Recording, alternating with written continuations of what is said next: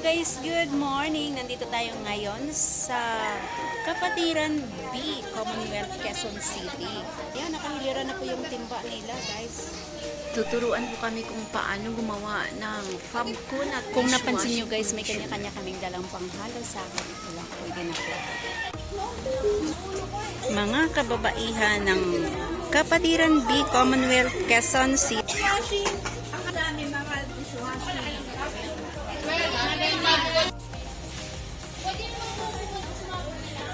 Kami po ay nagagalak na may pinaulahan ninyo, bagaman ito'y holiday, masarap sana ang tulog at umaako, pero salamat po sa inyo.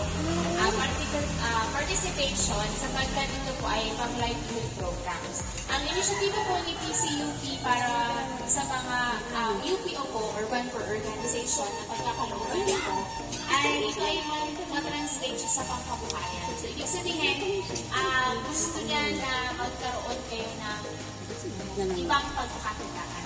Kasi ito po ay starter kit, ibibigay sa inyo at ito ang pinaka-pangkukunan nito sa atin. So, ito ay binibigay namin sa mga urban organization na mostly nagpa-accredit sa amin. At kahapon po, nagkaroon actually ng awarding sa Quezon City Memorial X. At makadala naman po sa inyo yung 5 samahan na nagkaroon ng pag-accredit sa amin. Kapatiran A, Kapatiran B, Chidoro, Magsaleni. Bigaya na guys! At yung mga napupunta sa amin ay sa amin yung guys. Inuulit namin yung pagkakakas namin ng timpla. Isa-isa lang po. Meron ako. Nagkakagulo na kami lahat guys kasi kailangan lahat meron.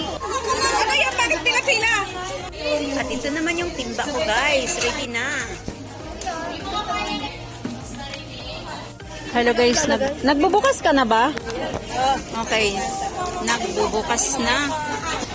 Ayan, nabubuksan ko na rin kung sa akin.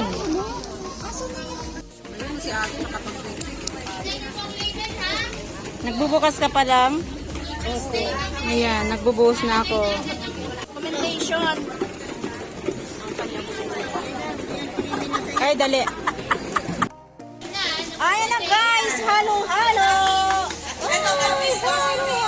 Nagahalo na po ang lahat guys. Mixture po natin. Okay po, ilalagay na po natin ha.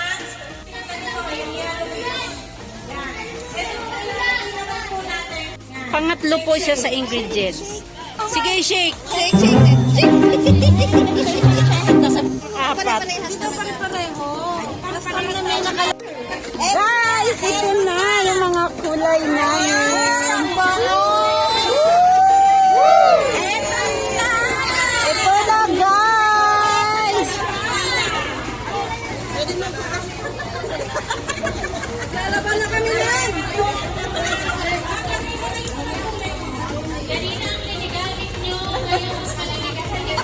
Allah, ang cute na.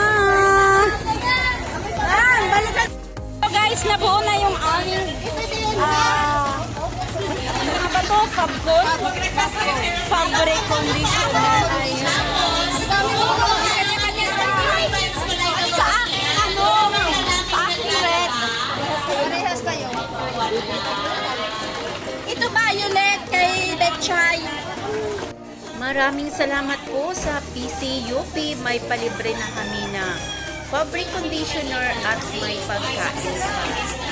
Ayan. PCUP Capacity Building po. Maraming salamat din sa pag-invite sa akin.